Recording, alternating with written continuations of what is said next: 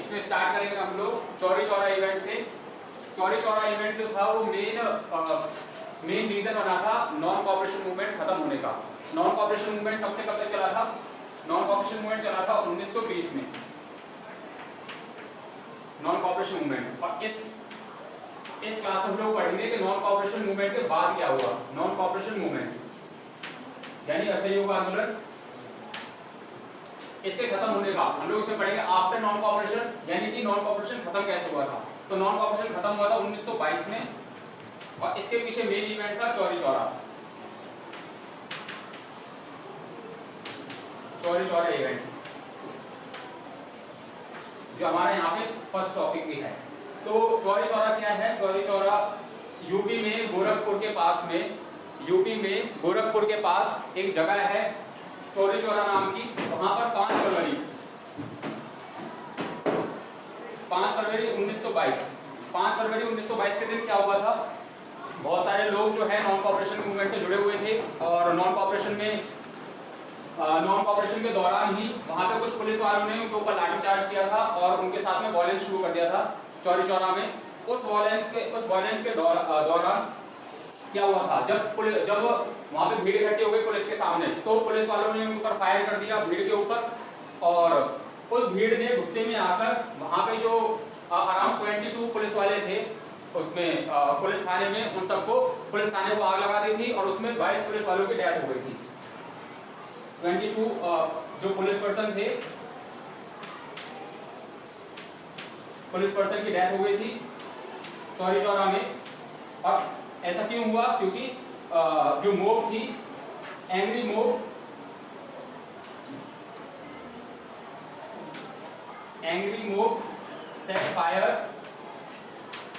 Set fire in police station.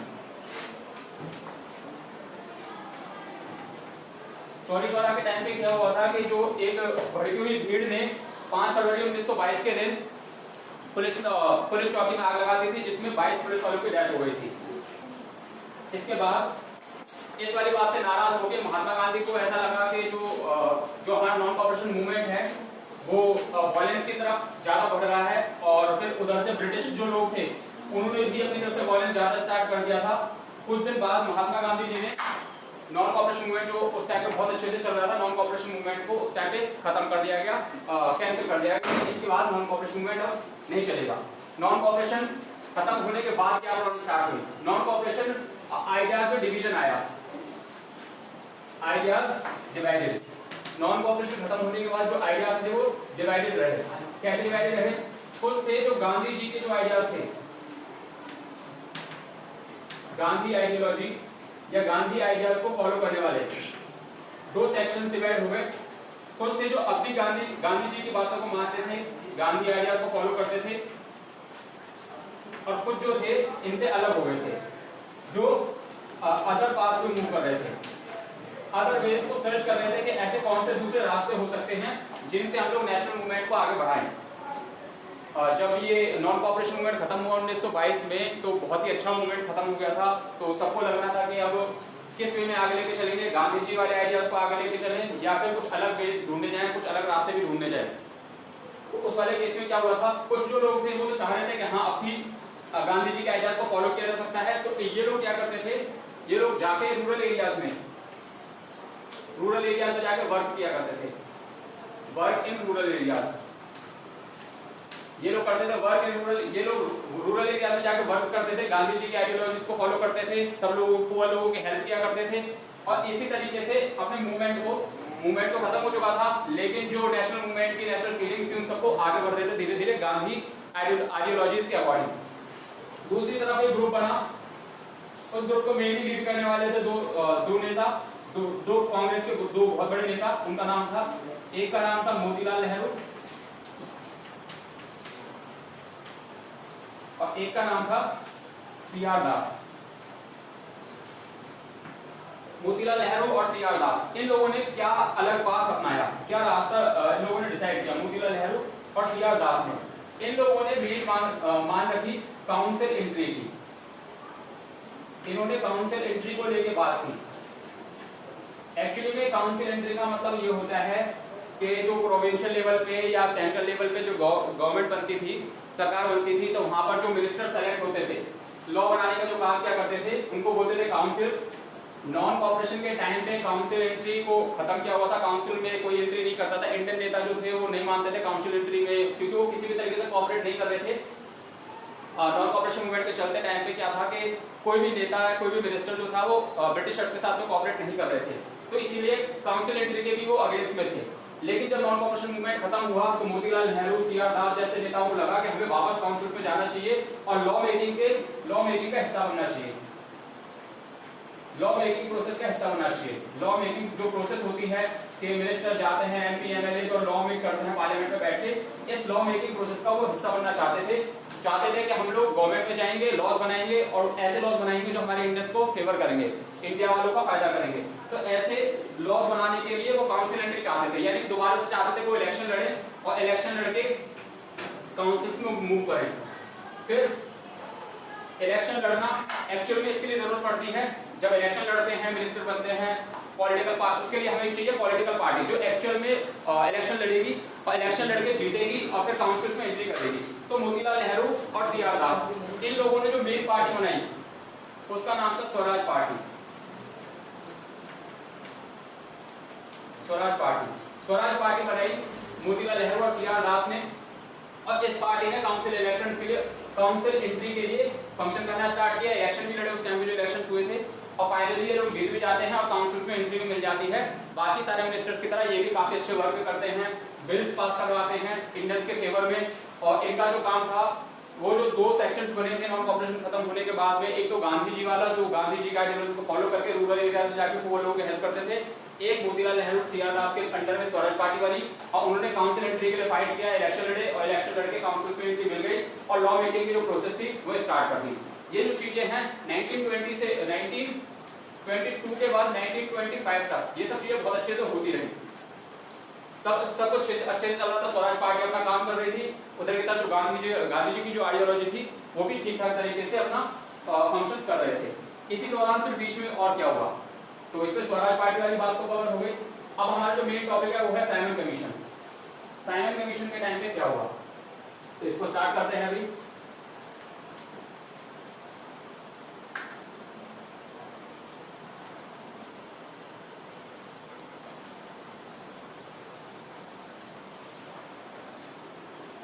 Simon commission का मतलब क्या था, इंडियन सोसाइटी के लिए, इंडिया के लिए जो ब्रिटिश गवर्नमेंट थी,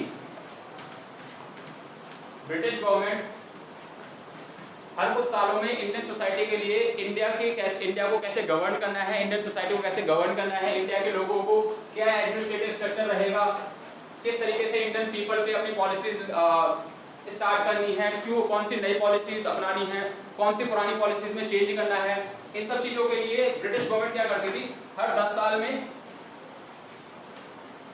और मेनली 20 इयर्स में, हर 10 to 20 इयर्स में वो पॉलिसीज को चेंज करते थे। 10 to 20 इयर्स में नए रूल्स, न्यू रूल्स या फिर चेंज इन रूल्स, इस प्रोसेस को क्या करते थे, change in rules, change in old rules.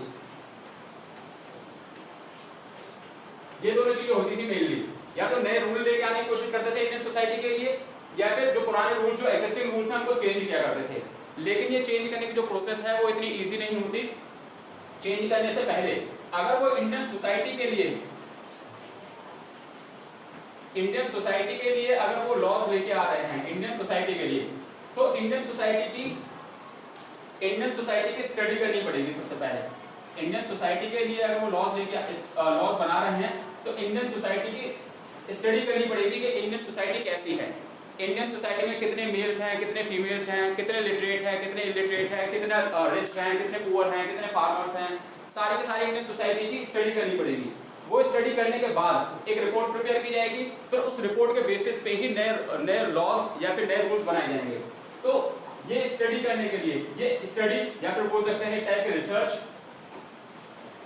कि इंडियन सोसाइटी कैसी है, इसकी रिसर्च करने के लिए हमारे ये लंदन से एक कमीशन आती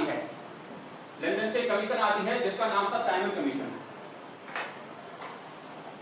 लंदन से कमीशन आती है जिसका नाम था साइमन कमीशन।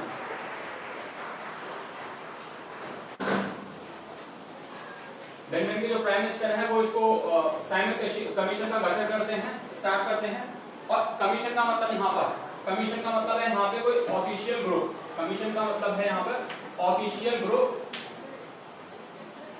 जो किसी स्पेसिफिक पर्पस से बनाया हो, एक ऑफिशियल ग्रुप जो किसी स्पेसिफिक पर्पस से बनाया हो, ये है कमीशन का मतलब। इसमें कुछ लोग होते हैं जो किसी एक पर्टिकुलर चीज को लेकर रिसर्च करते हैं, कुछ बातें करते हैं, कुछ रिपोर्ट बनाने की कोशिश करते हैं। तो कमीशन का मतलब तो ये है कि कोई ग्रुप बनाना। इस कमीशन के जो हेड थे उनका नाम था, इन कमीशन के जो हेड थे उनका नाम था सर जॉन साइमन। साइमन उनका नाम था, तो इसीलिए इस कमेटी का नाम भी था साइमन कमीशन। इस कमेटी में प्रॉब्लम क्या, ये लंदन से आए थे, इनका काम था मेनली इंडिया की जो सोसाइटी है उसकी स्टडी करना। 1927 के अराउंड 1927 में ये गठन हुआ था साइमन कमीशन का और ये इंडिया में आए थे। इस वाली कमीशन में मेन प्रॉब्लम थी, सारे के सारे जितने भी हमारे पॉलिटिकल पार्टीज थी, जितनी भी पॉलिटिकल पार्टीज थी इंडिया की, वो सब साइमन कमीशन के अगेंस्ट में नारे लगा रहे थे। सब लोग साइमन कमीशन के अगेंस्ट में नारे लगा रहे थे, कोई भी साइमन कमीशन से खुश नहीं था। कोई भी जो पॉलिटिकल पार्टी थी, कोई भी जो लीडर थे हमारे यहाँ के इंडिया के, कोई भी साइमन कमीशन से खुश नहीं था। ऐसा इसका रीजन क्या है कि कोई भी साइमन कमीशन से खुश क्यों नहीं था? साइमन कमीशन में जितने भी ऑल मेंबर्स, साइमन कमीशन में जो ऑल मेंबर्स थे, all members were white, or we can say all members were Britishers. All members were Britishers. अब इंडियन सोसाइटी में, इंडियन लीडर्स में गुस्सा इस बात का था कि अगर इंडियन सोसाइटी के लिए लॉज बनाए जा रहे हैं, इंडियन सोसाइटी के लिए रिसर्च की जाती है, इंडिया के लिए सारी चीजें करनी है, तो जो मेंबर, जो कमेटी बनेगी, ये जो ग्रुप बना है साइमन कमीशन के अंडर में, जो ग्रुप बना है, जो लोग आए हैं वहां से लंदन से, इसमें सब इंडियंस को भी इंक्लूड करना चाहिए, इंक्लूड सब इंडियंस। इस कमीशन में कुछ इंडियंस को भी इंक्लूड करने की बात हो रही थी कि भाई इस कमीशन में अगर इंडिया की सोसाइटी की स्टडी करनी है तो उसमें कुछ ना कुछ इंडियंस को भी रखना चाहिए, क्योंकि इंडियंस ही हैं जो ज्यादा अच्छे से हमारी सोसाइटी को समझते हैं। साइमन कमीशन में जो भी लोग थे, जो व्हाइट लोग थे, ब्रिटिशर्स लोग थे, वो इंडियन सोसाइटी को इतने अच्छे से समझते नहीं थे, क्योंकि पहले कभी इंडिया में आए भी नहीं थे। तो मेन था कि इसमें, इस कमेटी में, इस ग्रुप में, साइमन कमीशन में कुछ इंडियंस को भी रहना चाहिए, जब ही जो है वो अच्छी स्टडी कर पाएंगे हमारी इंडियन सोसाइटी की। फिर जितनी ज्यादा अच्छी स्टडी कर पाएंगे उतने अच्छे लॉ बनेंगे इंडियन सोसाइटी के लिए। इसीलिए इनका मेन फंक्शन ये था, मेन जो मांग थी, मेन डिमांड थी कि साइमन कमीशन में कुछ ना कुछ इंडियंस को भी रहना चाहिए, और ऐसा फुलफिल नहीं हो रहा था इंडिया में। नहीं किया हुआ था कि इंडियन सोसाइटी, ये जो साइमन कमीशन थी इसमें कोई भी इंडियन नहीं था। इसीलिए मेन चीज क्या थी, सारे के सारे इसके अगेंस्ट में नारे लगा रहे थे, साइमन कमीशन के अगेंस्ट में नारे लगा रहे थे। और वो नारा जो मेनली था वो था Simon go back, Simon go back,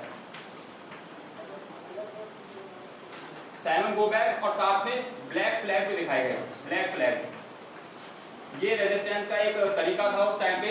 Simon commission India में जब आई तो वो जिस जिस भी सिटी में जाती थी, लाइक एग्जांपल के लिए वो मद्रास में जा रहे हैं या कलकत्ता में जा रहे हैं या फिर वो दिल्ली में जा रहे हैं या पंजाब में जा रहे हैं, जहां भी जाते थे सब लोग उनको साइमन गो बैक के नारे लगाते थे और ब्लैक फ्लैग दिखाते थे और अपना रेजिस्टेंस दिखाते थे, अपना रेजिस्टेंस शो करते थे कि हम साइमन कमीशन से खुश नहीं है, और ये जो इसमें पार्शियलिटी की गई है, इस कमीशन में कोई ना कोई इंडियन भी होना चाहिए था, तभी वो हमारी सोसाइटी के लिए अच्छे लॉज बना पाते। लेकिन यहाँ पर ऐसा कुछ नहीं हो रहा था, तो सब जगह पर ये नारेबाजी हो रही थी। इसी नारेबाजी के दौरान पंजाब में बहुत ही बुरा इवेंट होता है कि लाला लाजपत राय की डेथ होती है। इसी साइमन कमीशन के गो बैक का जो मूवमेंट चल रहा था, इसी इवेंट के दौरान 1928 में, 1927 में तो ये आई है, और एक साल के दौरान जब इनके अपने जो चक्कर लग रहा था, इसी दौरान लाला लाजपत राय जो पंजाब के बहुत इंपॉर्टेंट लीडर थे, लाला लाजपत राय जी, उनकी डेथ होती है। उनको पर लाठीचार्ज होती है, लाठीचार्ज करते हैं पुलिस वाले उस भीड़ के ऊपर, उस भीड़ में लाला लाजपत राय भी होते हैं और लाला लाजपत राय की डेथ होती है साइमन कमीशन के गो बैक वाले इसमें 1928 में। यहीं से ही फिर शहीद भगत सिंह और भगत सिंह की भी बातें आती हैं कि शहीद भगत सिंह उनका बदला लेते हैं लाला लाजपत राय की डेथ का, और भगत सिंह की फिर पूरी स्टोरी चलती है। लेकिन अभी हम भगत सिंह की स्टोरी पे नहीं जाएंगे, अभी हम लोग अपने टॉपिक्स पे वापस मूव करेंगे। तो साइमन कमीशन हो गया मेनली। साइमन कमीशन के बाद जो मेन टॉपिक डिस्कस करना है वो है पूर्ण स्वराज की मांग, डिमांड ऑफ कंप्लीट इंडिपेंडेंस, पूर्ण स्वराज की मांग या फिर डिमांड ऑफ कंप्लीट इंडिपेंडेंस। अब इस चीज को लेकर बात कर लिए कि ये क्या था, कब था, कैसे क्या हुआ इस वाले केस में।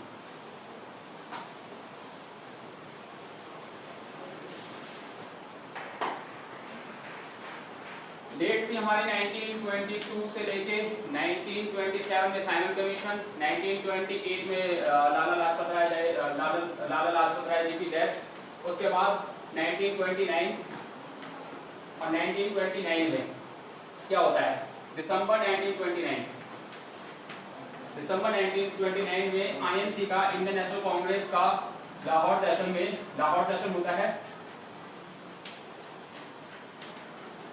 लाहौर सेशन में इनके जो प्रेसिडेंट थे इस टाइम पे, आईएनसी के लाहौर सेशन का जो प्रेसिडेंट थे दिसंबर 1929 में, प्रेसिडेंट जो हमारे प्रेसिडेंट थे वो थे जवाहरलाल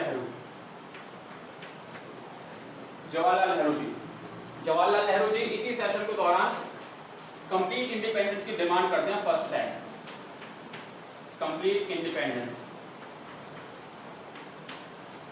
कि हमें अंग्रेजों से कंप्लीट इंडिपेंडेंस चाहिए, पूर्ण स्वराज। इसको पूर्ण स्वराज से भी फेमस है ये वाला इंडियन नेशनल कांग्रेस का जो ये वाला सेशन है, कंप्लीट इंडिपेंडेंस है, पूर्ण स्वराज के उससे फेमस है।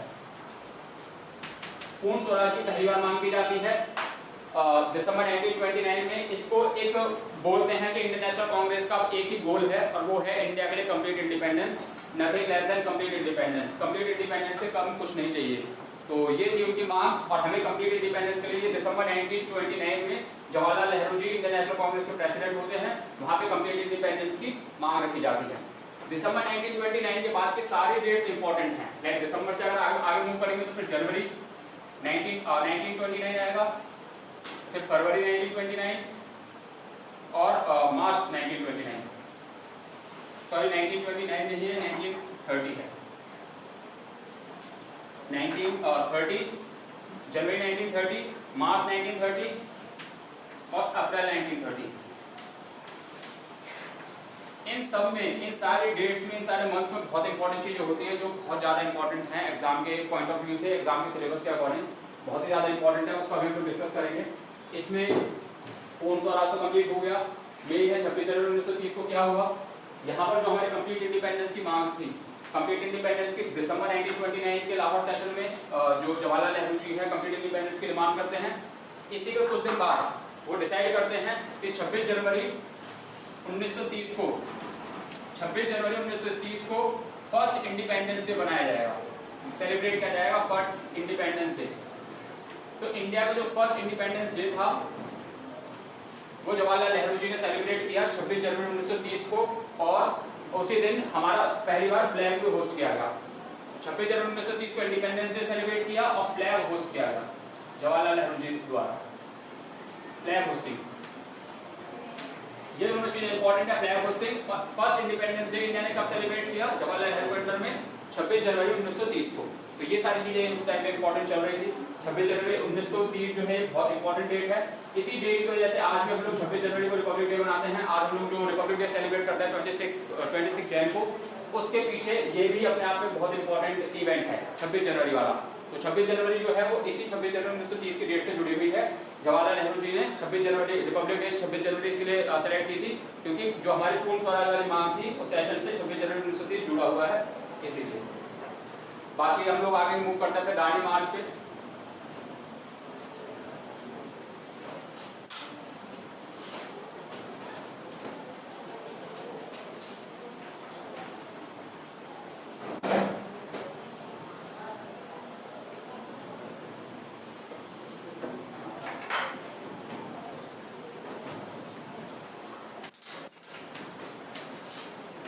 जनवरी 1930 ये हो गया हमारा फर्स्ट इंडिपेंडेंस डे। इसके बाद फैक्ट में कुछ ज्यादा इंपॉर्टेंट चीज नहीं हुई, फैक्ट 1930 में कुछ ज्यादा इंपॉर्टेंट नहीं हुआ। हाँ, लेकिन फैक्ट 1930 में गवर्नमेंट को अल्टीमेटम दिए गए थे, गवर्नमेंट को बोला गया था, गवर्नमेंट के सामने अपनी डिमांड रखी गई थी कि हमें एज ए इंडियंस हमें ये सब चीजें चाहिए और कंप्लीट इंडिपेंडेंस चाहिए, ये सब चीजें बात चल रही थी। मार्च 1930 एग्जैक्ट डेट है 12 मार्च 1930। 12 मार्च 1930 बहुत इंपॉर्टेंट डेट है। इस दिन क्या हुआ था, दांडी मार्च के स्टार्ट करते हैं। तो एक मैं ड्रॉ करता हूँ, पहले एक मैप ड्रॉ करने की कोशिश करता हूँ।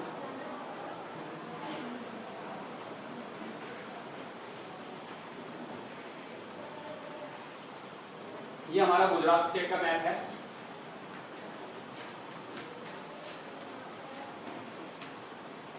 मार्च 1930 को क्या हुआ था? साबरमती नदी के किनारे पे गांधी जी का है साबरमती आश्रम।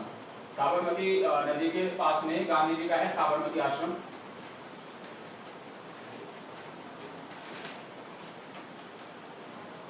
साबरमती आश्रम, साबरमती आश्रम से लेके इधर हमारे नीचे सूरत के पास है दांडी पोस्ट। अब इसका जो डिस्टेंस है वो अराउंड है 240 माइल्स। 240 माइल्स का डिस्टेंस है। गांधी जी ने दांडी मार्च के टाइम पे क्या हुआ था, क्या क्या था? 12 मार्च 1930 को यहाँ साबरमती के पोस्ट से साबरमती के आश्रम से चलना स्टार्ट किया। यहाँ से 12 मार्च 1930 को 12 मार्च 1930 को यहाँ से चलना स्टार्ट किया और वो यहाँ पर दांडी पोस्ट पे पहुंचे वो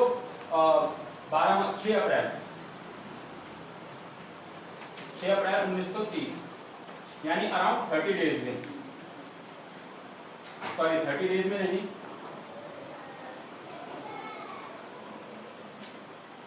24 डेज में गांधी जी साबरमती आश्रम से 12 मार्च 1930 को अपने बहुत सारे फॉलोअर्स के साथ साबरमती आश्रम से निकलते हैं। 240 माइल्स का डिस्टेंस कवर करते हैं और दांडी पोस्ट पर पहुंचते हैं 6 अप्रैल 1930 को, अराउंड 24 डेज बाद। इसमें एक्चुअल में ये है कि 24 डेज है और 240 माइल्स है, तो ये था कि गांधी जी एक दिन में अराउंड 10 माइल्स चला करते थे, 10 माइल्स पर डे। इस तरीके से गांधी जी मूव कर रहे थे और 10 माइल्स पर डे के अकॉर्डिंग टू 24 डेज 6 अप्रैल 1930 को गांधी जी पहुंचते दांडी पोस्ट पे। और दांडी पोस्ट पे वो दो चीजें करते हैं, एक तो करते हैं सॉल्ट लॉ को ब्रेक, सॉल्ट लॉ को ब्रेक करते हैं, पहली चीज गांधी जी ये करते हैं। दूसरी चीज गांधी जी करते हैं सिविल डिसओबीडियंस मूवमेंट को launch, civil disobedience movement, civil disobedience movement को लॉन्च करते हैं। Launch of civil disobedience movement, इसको हिंदी में बोलते हैं सविनय अवज्ञा आंदोलन। सिविल डिसओबीडियंस मूवमेंट को बोलते हैं सविनय अवज्ञा आंदोलन। ये लॉन्च हुआ 6 अप्रैल 1930 को दांडी पोस्ट से। उसी टाइम पे सॉल्ट लॉ को ब्रेक किया और उसी टाइम पे सिविल डिसओबीडियंस मूवमेंट भी लॉन्च किया गांधी जी ने। अब मेन बात यहाँ पर ये है, दांडी मार्च तो हमारा हो गया। दांडी मार्च जो था 24 डेज का मार्च था, साबरमती आश्रम से लेकर दांडी पोस्ट ले लिया तक, ये सब हमने अच्छे से डिस्कस कर लिया। इसके बाद ब्रेक सॉल्ट लॉ को ब्रेक करते हैं, तो सॉल्ट लॉ को देखते हैं कि सॉल्ट लॉ क्या था और सॉल्ट लॉ को गांधी जी ने क्यों सेलेक्ट किया। ये बहुत इंपॉर्टेंट बात है कि गांधी जी ने सॉल्ट लॉ को क्यों सेलेक्ट किया अपना सिविल डिसओबीडियंस मूवमेंट लॉन्च करने के लिए। इसको थोड़ा सा डिस्कस करते हैं सॉल्ट लॉ के बारे में। कोई भी बहुत बड़ा मूवमेंट जब लॉन्च किया जाता है इंडिया में, किसी भी देश में, तो वहां पर लोगों की यूनिटी बहुत होनी जरूरी है। जरूरी है कि वहां के जो लोग हैं उस मूवमेंट से जुड़ पाएं, उससे कनेक्टेड फील करें। तो उस जुड़ाव को ढूंढने के लिए, अपने कनेक्टेडनेस को ढूंढने के लिए गांधी जी ने नॉन कॉपरेशन मूवमेंट के टाइम पे, अगर हम थोड़ा सा देखें, अगर हम थोड़ा सा रिवाइज करें, तो नॉन कॉपरेशन के मूवमेंट के टाइम पे क्या हुआ? नॉन कॉपरेशन मूवमेंट के टाइम पे कुछ चीजें हुई थी। मुस्लिम यूनाइट फील कर पा रहे थे खिलाफत इशू की वजह से। खिलाफत इशू की वजह से जो मुस्लिम थे उनमें गुस्सा था ब्रिटिशर्स के खिलाफ, खिलाफत इशू की वजह से। हमारे अंदर गुस्सा था, हिंदुओं के अंदर, सिख सरदारों के अंदर गुस्सा था जलियांवाला बाग इशू की वजह से, जलियांवाला बाग इशू की वजह से।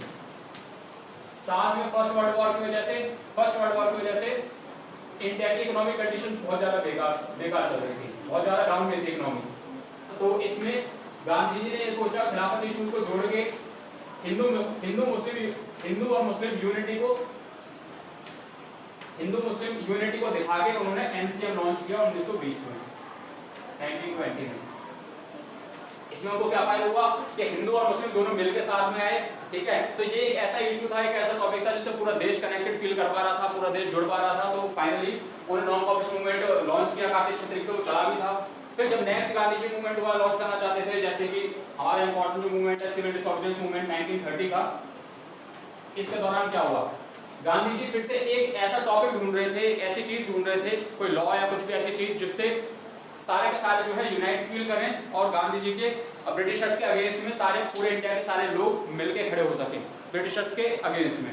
तो वो जो थी वो गांधी जी ने सेलेक्ट किया सॉल्ट लॉ। अब सॉल्ट लॉ क्या है बेसिकली, सॉल्ट लॉ पे सॉल्ट की मैन्युफैक्चरिंग पे ब्रिटिश गवर्नमेंट ने मोनोपोली क्रिएट कर दी थी, मोनोपोली क्रिएट की थी सॉल्ट के ऊपर। मोनोपोली का मतलब क्या है कि सॉल्ट के बिजनेस में ना ओनली ब्रिटिशर्स वर्क करेंगे, ओनली ब्रिटिशर्स। मोनोपोली क्रिएट करने का मतलब ये है कि ओनली ब्रिटिशर्स जो है वही वर्क करेंगे। मोनोपोली क्रिएट करने का मतलब ये है कि सॉल्ट के बिजनेस से रिलेटेड या सॉल्ट से रिलेटेड जो कुछ भी होता है उसमें सिर्फ और सिर्फ जो ब्रिटिशर्स हैं वही करेंगे। इसको बोलते हैं मोनोपोली क्रिएट करना। तो एक तो सॉल्ट में मोनोपोली क्रिएट और साथ में इसके ऊपर जो टैक्सेस थे ना वो भी इंक्रीज कर दिए गए, टैक्सेस इंक्रीज। सॉल्ट के ऊपर जो लगने वाले टैक्सेस थे वो इंक्रीज कर दिए गए बहुत ज्यादा। और गांधी जी इस वाली बात को लेके गुस्सा थे कि सॉल्ट एक बेसिक नीड है किसी पर्सन की। जितना किसी पर्सन को हवा चाहिए अपनी जिंदा रहने के लिए, जितना पानी चाहिए जिंदा रहने के लिए, जितना ज्यादा जरूरी हवा और पानी है उतना ही ज्यादा जरूरी सॉल्ट भी है। लेकिन बिना, हम लोग इमेजिन नहीं कर सकते बिना सॉल्ट का खाना खाना, और उसकी वजह से हमारी बॉडी में बहुत सारी प्रॉब्लम्स आएंगी और बीमारियां भी होंगी अगर हम सॉल्ट का खाना बहुत टाइम तक खाते रहेंगे तो, ठीक है। तो सॉल्ट भी उतना ही जरूरी रहता है किसी पर्सन के लिए जैसे हवा पानी ये सब चीजें। और ऐसा माना जा रहा था कि सॉल्ट पे टैक्स बढ़ाना और सॉल्ट पे टैक्स लगाना इसी तरह बहुत ही इनह्यूमन है। इनह्यूमन मतलब कि बहुत ही बेकार चीज है। ऐसा नहीं होना चाहिए कि सॉल्ट पे टैक्स लगाना चाहिए, बट अगर टैक्स लगाना भी है तो एटलीस्ट उसको लिमिटेशन के साथ लगाना चाहिए। लेकिन ब्रिटिशर्स ने सॉल्ट के ऊपर जो टैक्सेस थे बहुत ज्यादा इंक्रीज कर दिए थे उस टाइम पे। तो इसीलिए गांधी जी ने सॉल्ट जो है वो एक ऐसी बेसिक चीज है जो एवरीवन्स नीड है, everyone's need.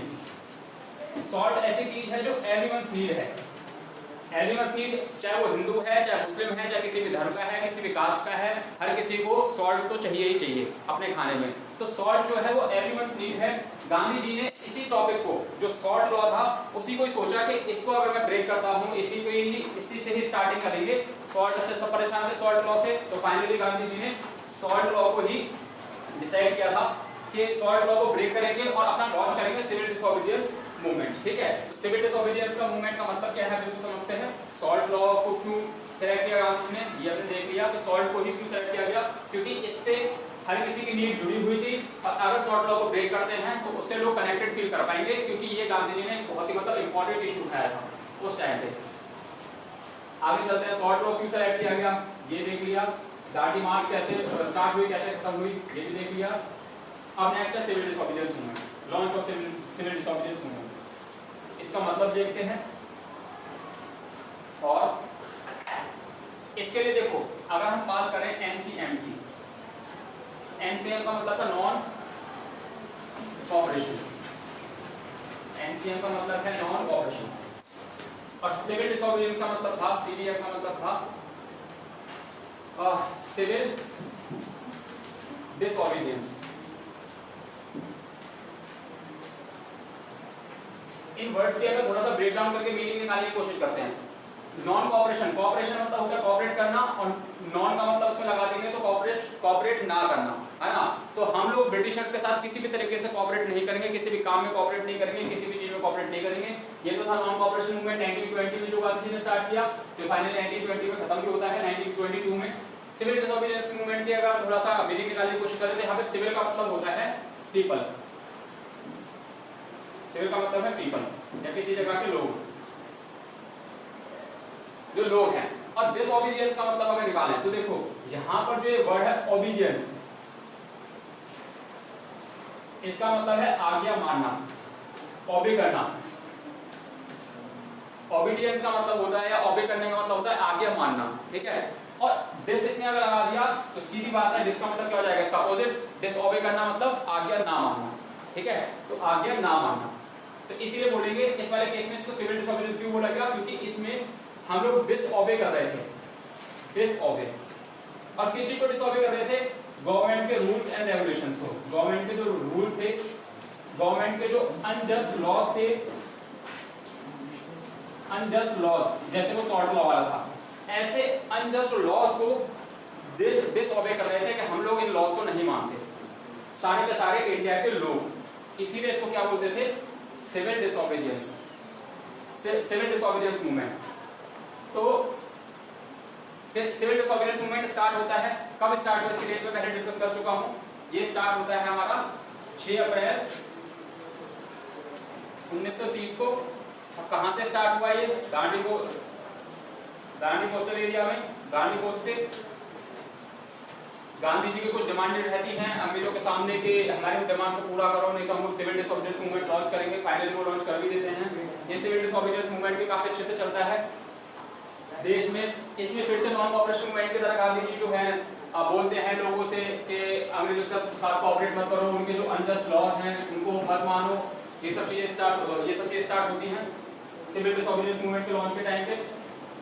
Civil disobedience movement भी काफी अच्छा चलता है, सिविल डिसओबीडियंस मूवमेंट भी देश में काफी अच्छा चलता है, लेकिन इसमें प्रॉब्लम थी, ये इतना अच्छा नहीं चलता जितना नॉन कॉपरेशन मूवमेंट था। नॉन कॉपरेशन मूवमेंट तो इतना ज्यादा अच्छा चल रहा था कि एक बार को उम्मीद हो गई थी कि शायद हमें इंडिपेंडेंस मिल ही जाएगी। तो सिविल डिसओबीडियंस मूवमेंट भी अच्छा चलता है, लेकिन इतनी उम्मीद नहीं थी कि इंडिपेंडेंस मिल जाएगी या फिर ये सब चीजें हैं। तो हाँ, बट बहुत अच्छे तरीके से करता है। मेन जो चीज है इसमें इतना ज्यादा मतलब क्यों सक्सेसफुल नहीं था, सिविल डिसओबीडियंस मूवमेंट क्यों ज्यादा सक्सेसफुल नहीं था या फिर क्यों ज्यादा वाइडली एक्सेप्टेड नहीं था कंट्री में, उसका मेन रीजन ये है कि इसमें मुस्लिम्स का ज्यादा कॉपरेशन नहीं था। मुस्लिम कॉपरेशन जो था वो कम था।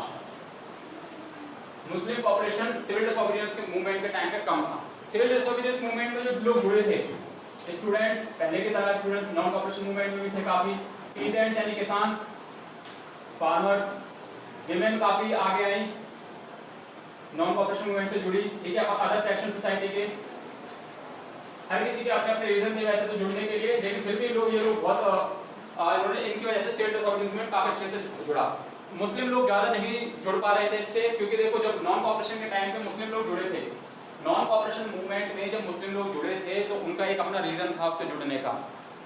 नॉन कॉपरेशन मूवमेंट से जब जुड़े थे तो उनका एक अपना रीजन था, अपना एक इशू था, और वो इशू का नाम था खिलाफत इशू, जिसमें वो टर्की के उस खलीफा की जो फर्स्ट वर्ल्ड वॉर खत्म हुई थी, खलीफा के साथ जो उनकी पावर्स ले ली गई थी, तो खिलाफत इशू की वजह से मुस्लिम जो थे वो जुड़ पा रहे थे। तो एनसीएम के टाइम पे तो जो मुस्लिम थे बहुत ज्यादा जुड़ रहे थे मूवमेंट से और सारी चीजों के लिए लड़ रहे थे, सारे काम कर रहे थे। लेकिन ये सिविल डिसओबीडियंस मूवमेंट के टाइम पे जो थे वो मुस्लिम्स, ज्यादातर मुस्लिम का सपोर्ट नहीं था, और जो सिविल डिसओबीडियंस मूवमेंट है वो नॉर्मली चल रहा था, ठीक है। तो काफी अच्छे से चला। इस मूवमेंट में इससे आगे क्या हुआ, ये मूवमेंट कैसे चला और फिर आगे चल के कैसे खत्म हुआ, इसको हम लोग बाद में देखेंगे नेक्स्ट में।